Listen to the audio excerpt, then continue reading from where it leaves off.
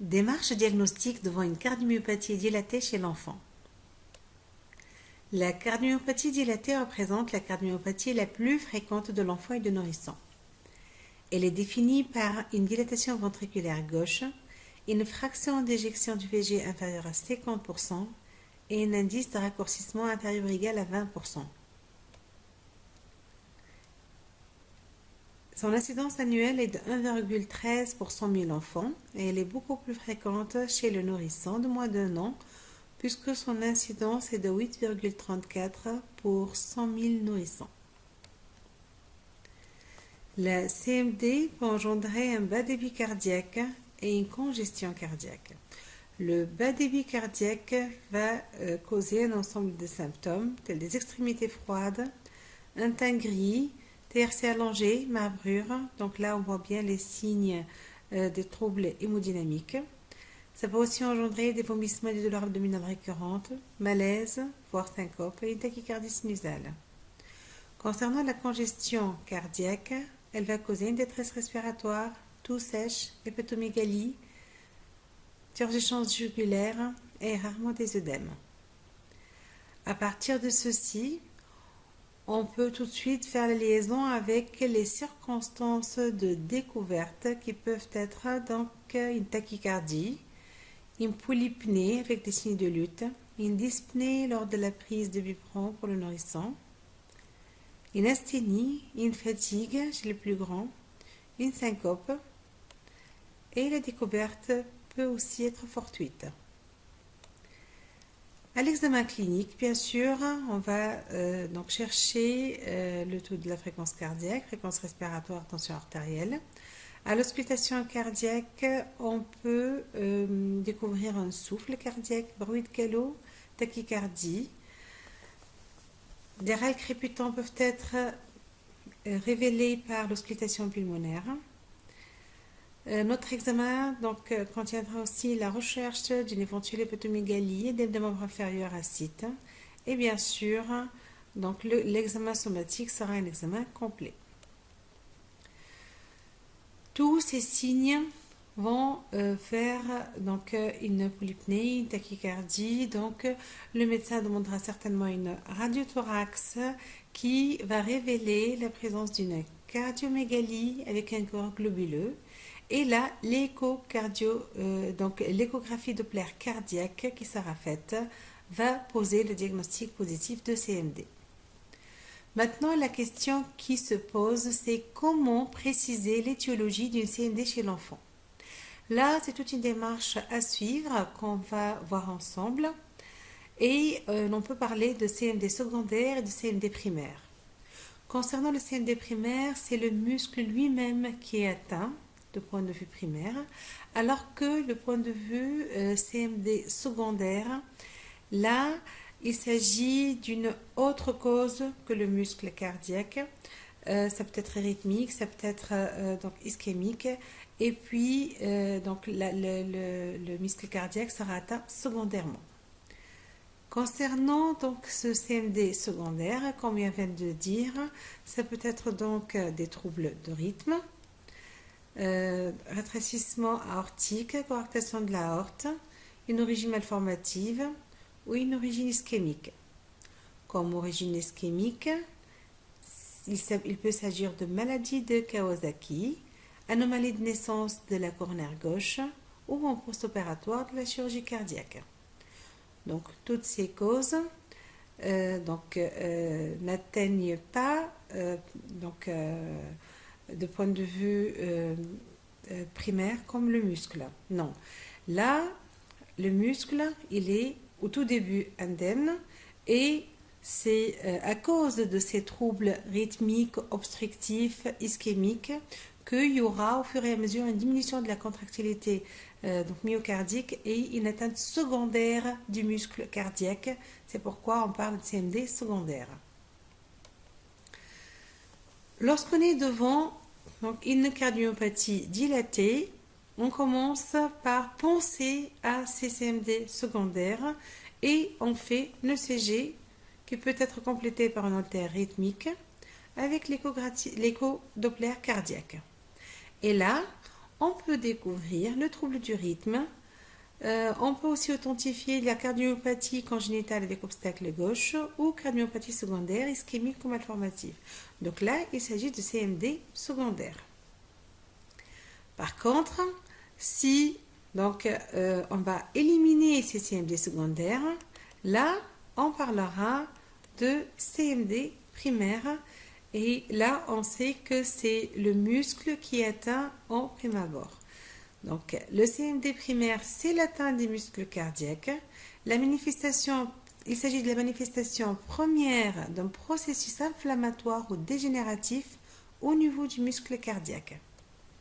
Il n'y a aucune malformation, aucun trouble vasculaire avec absence de cardiopathie congénitale. Donc, revenons à notre diagramme. Grâce à cet ECG, cet Holter de 24 heures, cette Doppler, on a éliminé le CMD secondaire. Il s'agit donc de CMD primaire avec une atteinte du muscle cardiaque. Et là, on sait qu'il peut s'agir d'une myocardite infectieuse, d'une maladie neuromusculaire, d'une maladie métabolique. Il peut aussi s'agir d'une myocardite d'origine auto-immune, d'origine toxique, familiale ou génétique, ça veut dire le CMD peut être familial d'origine génétique. Et bien sûr, si on a éliminé toutes ces causes, on parlera de CMD idiopathique. Donc, concernant ce profil étiologique, le pourcentage de l'atteinte d'une étiologie ou de l'autre est différent selon les études. Là, par exemple, selon cette étude, la myocardite est la cause de CMD dans 16 à 46%, alors que les maladies neuromusculaires arrivent en deuxième lieu, 9 à 25%. Ensuite, maladies métaboliques, CMD familiale et idiopathique. Donc, myocardite en premier lieu, maladie neuromusculaire en deuxième lieu. Concernant cette autre étude, qui a cherché les étiologies de CMD hypertrophique et de CMD de cardiomyopathie hypertrophique et de cardiomyopathie dilatée. Donc cardiomyopathie dilatée, c'est en blanc. Donc là, en blanc, on voit que ça peut être secondaire en premier lieu aux maladies neuromusculaires. C'est la première cause. La deuxième cause, c'est la myocardite. La troisième cause, statistiquement, c'est la CMD familiale. Ensuite, c'est les maladies métaboliques. Et ensuite, c'est les syndromes malformatifs. Donc là, on voit ce profil étiologique. Le pourcentage peut varier selon les études pour que une étiologie ou l'autre soit les plus fréquents. En tout cas, on sait que myocardite et maladies neuromusculaires représentent les causes les plus fréquentes. Concernant cette myocardite infectieuse, à quoi est-ce qu'elle peut être secondaire? À quel type d'infection? D'abord, c'est la cause la plus fréquente. Il peut s'agir de myocardite virale. Et d'ailleurs, c'est une maladie avec un pronostic favorable puisque au fur et à mesure de l'évolution de la maladie, on va voir la fonction VG qui va s'améliorer pour ensuite se normaliser avec la disparition du virus, ces effets de l'organisme. Il y a RAA, rhumatisme articulaire aigu, la maladie de Lyme, la maladie de Chagas, VIH et toxoplasmose. Là, en deuxième lieu, on va voir les maladies neuromusculaires. Il peut s'agir de dystrophie musculaire de Duchenne ou dystrophie musculaire de Becker, qui est plus tardive et moins sévère. Il peut aussi s'agir de la maladie de Friedreich, la maladie d'Emery-Dreyfus ou la dystrophie myotonique de Stenert. Ce qui est coloré en jaune, là, c'est les deux maladies les plus fréquemment en cause de CMD. Concernant la myopathie de Duchenne, comme c'est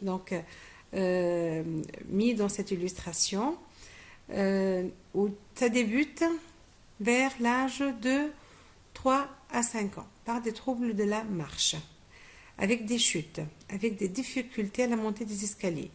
Et puis, il y aura une perte de l'autonomie de la marche vers l'âge de 10 ans, avec des possibilités de complications orthopédiques, rétraction, déformation du rachis. Et dans cette maladie, qui est la plus fréquente des myopathies chez l'enfant, il y a une atteinte constante des muscles respiratoires et cardiaques. Concernant la maladie de Friedreich, il s'agit d'une dégénérescence des voies spinocérébelleuses. Elle débute vers l'âge de 8 à 15 ans avec une démarche ébrieuse et troubles de la marche. Puis, au fur et à mesure, apparaissent une dysarthrie, nystagmus, faiblesse des membres inférieurs. Il y a plusieurs complications qui peuvent être notées, comme le pied creux, la scoliose, CMD, quand même dans 75% des cas de maladie de Friedreich, et une possibilité de diabète sucré qui peut arriver jusqu'au tiers des cas. Passons maintenant à un autre chapitre, étiologie, qui peut, et il s'agit là des maladies métaboliques et les erreurs innées du métabolisme. Donc, concernant l'étude qu'on vient de voir, donc, il s'agit d'un pourcentage pratiquement 6% des causes de CMD. Quand suspecter une CMD d'origine métabolique? Essentiellement lorsqu'il s'agit de nourrissons, lorsqu'on a une consanguinité, lorsqu'on a une histoire familiale de mort subite ou mort inexpliquée.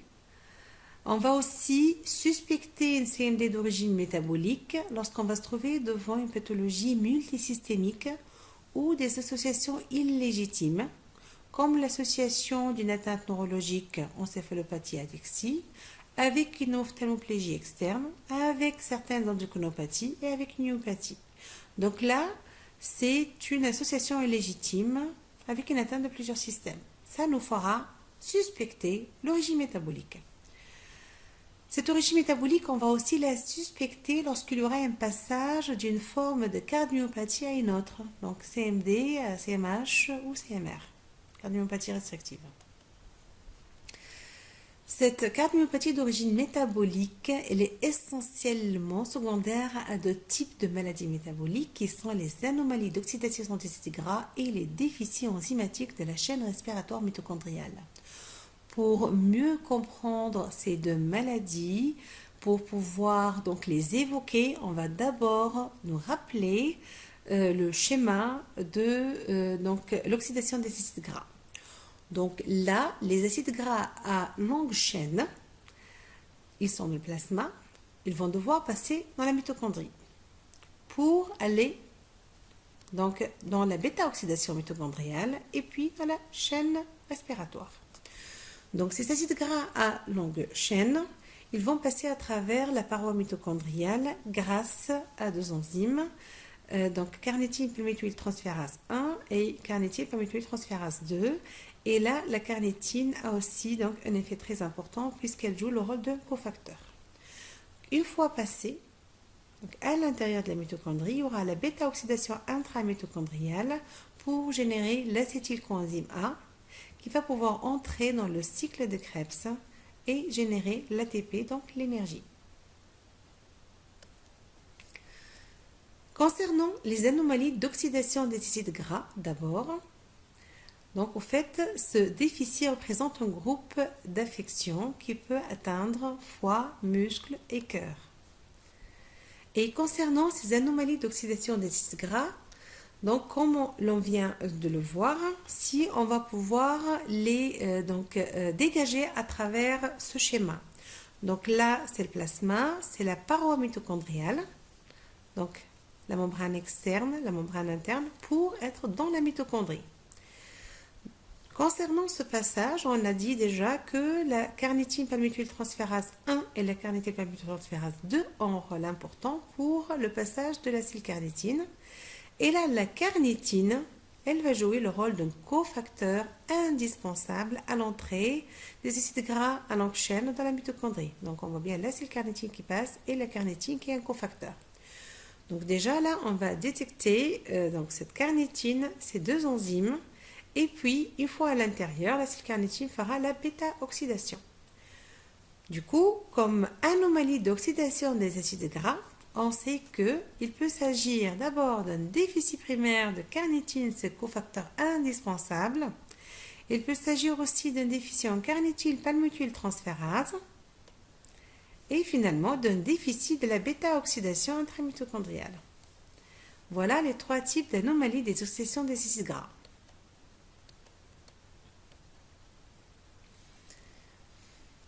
D'abord, concernant le déficit primaire en carnitine, là, il peut associer une myopathie, CMD, et le taux sanguin de la carnitine sera très bas, de 1 à 2%. Il faut savoir que c'est une maladie curable parce qu'on va pouvoir administrer la carnitine péros, traitement substitutif.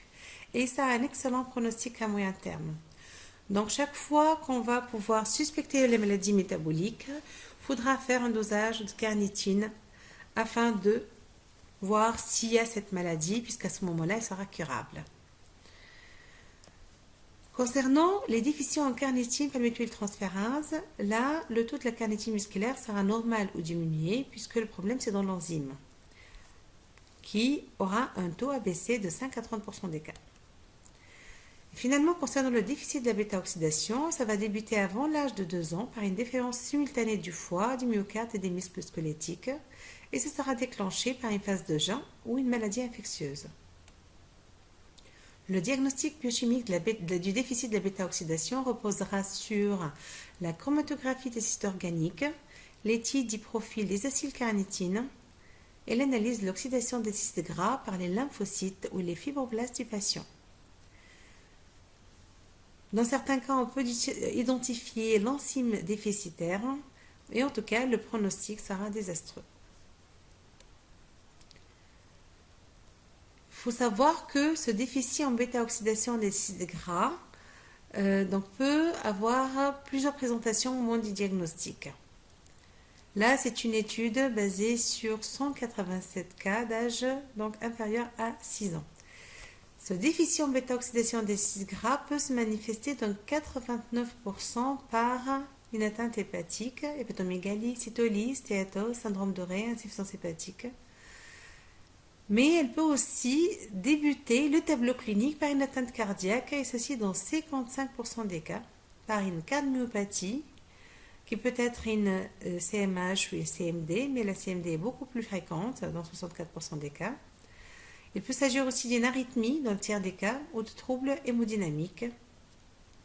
Donc 55% des déficits de bêta-oxydation se manifestent par une atteinte cardiaque. Et il peut s'agir aussi d'un débit par des manifestations musculaires, par la rhabdomyolyse, la myopathie et la myalgie. Revenons donc à ce schéma. Donc là, on vient de voir les anomalies de la bêta-oxydation avec le problème de déficit de carnitine, des enzymes, carnitine palmitoyltransférase ou de la bêta-oxydation, donc trouble de la bêta-oxydation. Donc là, ce sont les anomalies des anomalies de l'oxydation des cytes gras. Et maintenant, on va passer aux troubles de la chaîne respiratoire. Donc, on va voir les CMD dus à un déficit de la chaîne respiratoire mitochondriale. Là, on a une atteinte plurisystémique avec des atteintes illégitimes de plusieurs systèmes. On aura donc ce qui est marquant dans la biologie, une acidose métabolique et une histoire familiale qui est assez chargée de mort subite.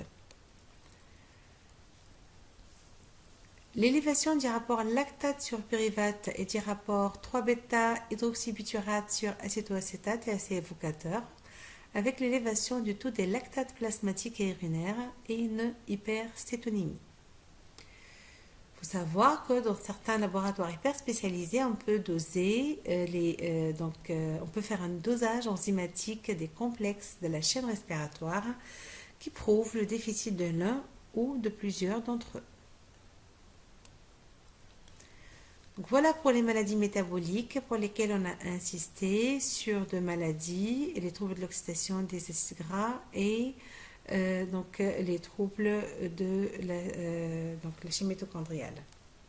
Passons maintenant à l'autre étiologie qui est la myocardite d'origine auto-immune. Et là, la CMD appartient à un cortège de maladies de système. Il peut s'agir de sarcoïdose, lupus érythémateux systémique, maladie cœliaque ou purpura rhumatoïde. CMD peut avoir aussi une origine toxique et il peut s'agir d'un patient qui prend l'anthracycline ou qui a été exposé à des radiques.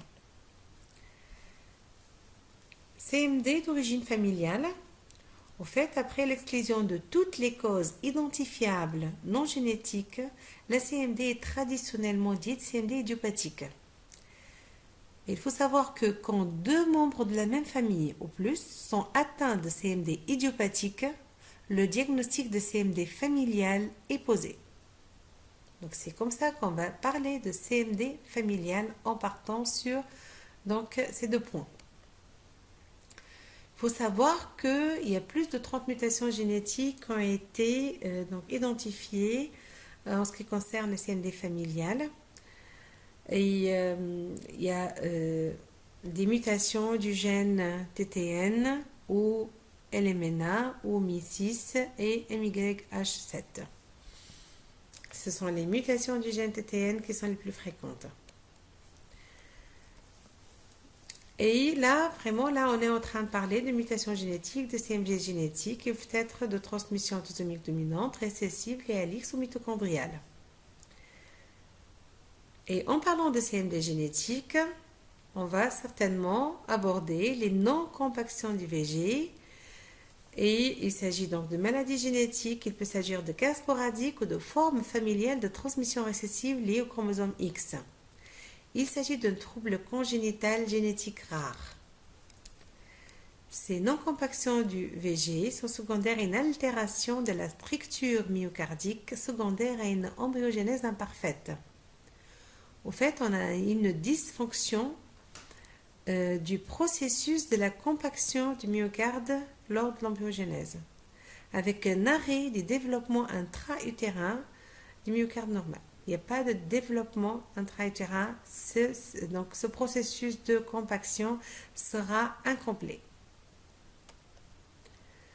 Et la particularité de ce processus de compaction qui est incomplet, de cette non-compaction du VG, c'est l'association de trabéculation et de récessus intertrabéculaire. Et là, ça se voit par l'échographie qui est l'examen de choix qui permet donc de poser le diagnostic. Et au final, lorsque on a éliminé toutes ces causes de CMD primaire, on parlera de CMD idiopathique, donc sans étiologie identifiée. Donc en vue de tout ce qu'on a vu, de toutes les étiologies, on sait que l'enquête étiologique peut se baser d'abord en partant de l'anamnèse avec la recherche d'antécédents familiaux, s'il y a des cardiomyopathies ou pas, la notion de mort subite, les antécédents personnels, infectieux, inflammatoires, éventuelle prise médicamenteuse, un examen clinique minutieux et certains examens complémentaires, bien sûr l'échographie cardiaque et l'ECG, certaines sérologies virales orientées par l'analyse de l'examen clinique, le dosage de la carnitine, le profil acylcarnitine qui est très important dans le cadre des maladies métaboliques, dosage de lactate puruvate, CA-CAO, là ces 3 points c'est concernant les maladies métaboliques, les erreurs et des métabolismes. Le dosage des anticorps antinucléaires, anti-DNA et éventuellement prélèvement d'ADN plus ou moins biopsie du muscle cardiaque. Donc au final, on insiste sur le point que le diagnostic positif repose sur les données de l'échographie cardiaque, mais une fois le CMD comme diagnostic positif posé, c'est essentiellement la démarche de diagnostic étiologique qu'il faudra faire en suivant le diagramme de l'enquête étiologique d'une manière assez minutieuse, point par point. Merci pour votre écoute.